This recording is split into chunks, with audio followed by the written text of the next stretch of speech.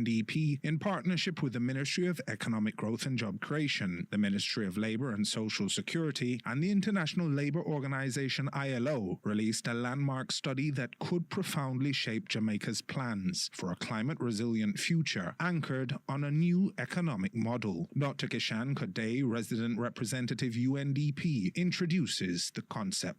So this resulting report that we're handing over today, the National Green Economic Growth Model for Jamaica, provides a clear picture of potential impacts and how Jamaica can drive sustainable job creation, leveraging the benefits of a green economy. It identifies sectors with the greatest potential and highlights the need for reskilling and the upskilling workers to meet this future demand. We're particularly encouraged by the potential net impact on GDP if Jamaica increases investments in skills for green jobs training, scales up green tech capital expenditures, decreases transport fuel costs by electrifying vehicles. It's a timely and critical moment of reflection for Jamaica and other small island developing states, which are largely dependent on fossil fuels and extremely vulnerable to climate-induced shocks. So, just how much of an impact would a green transition hypothetically have on Jamaica's GDP? Marek Harsdorf, economist for the Just Transition Priority Action Program within the International Labour Organization ILO, first defined the three scenarios that were selected for analysis. So together with the technical committee and in consultation with stakeholders in Jamaica, three scenarios were selected based on policy. So the first is a green tech capital expenditure. Obviously, it's a large share, $12 billion.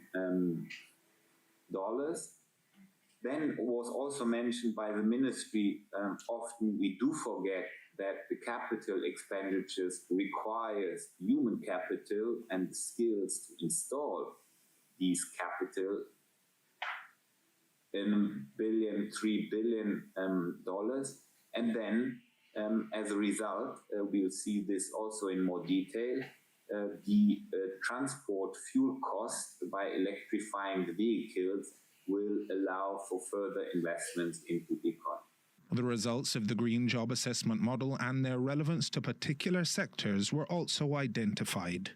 So these three scenarios result in an approximately 1% higher GDP than in the baseline by the end year of the model, that is 2035. That represents some $33.7 billion. So if you look at the chart, you see the GDP developing from 2023, where the investment started to be modeled.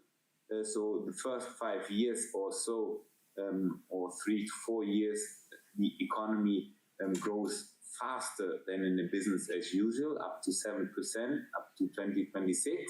Then you see a small dip. It's not a dip in GDP, but it's a dip in the growth rate, meaning that from 7% of growth, in addition to baseline, it decreases to 5%, still in addition to a baseline scenario with no green growth scenario. We see here highlighted that the service sector, such as retail and trade and repairs, hotels and restaurants, real estate, renting and business activities and other services, they grow most. So interestingly, in the macroeconomic model, you see obviously growth of jobs in the construction sector and manufacturing.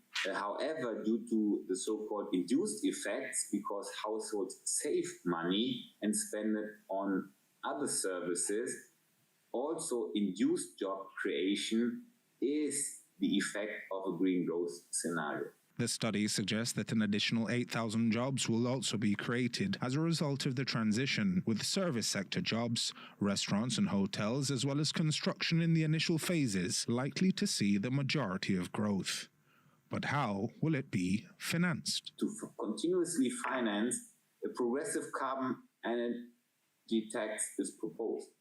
What does it mean, a progressive carbon tax? It means that it is typically the rich or the richest households who consume most energy, which leads to energy inequality. So rich people tend to fly, people tend to have large houses and consume, and they are not hurt necessarily by a small increase in the energy tax or carbon price. And as Alric Brown, Kingston Regional Director in the Ministry of Labour and Social Security, confides, the transition will cause disruptions in the labour force, disruptions that must be anticipated and properly planned for.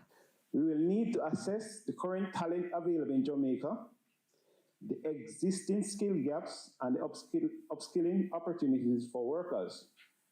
Similarly, public-private partnerships will be encouraged to harness the opportunities for the advancement of economic activities in the green economy. We call upon all MDAs, training institutions, and civil society groups to increase awareness within your organizations and explore opportunities for partnership. A similar sentiment was shared by Shamir Brown, Vice President, Jamaica Confederation of Trade Unions. So what this has allowed us to do now, going further in the dialogue that we do, the negotiations that we do, is to better, we are going to use this data to better inform how we negotiate going forward.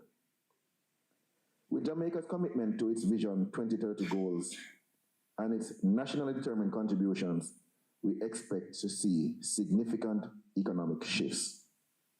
The model is expected to prepare us for those changes, ensuring that workers are not left behind, but are actively supported in these new, greener roles. And that was your business report. I'm Joel Crosskill.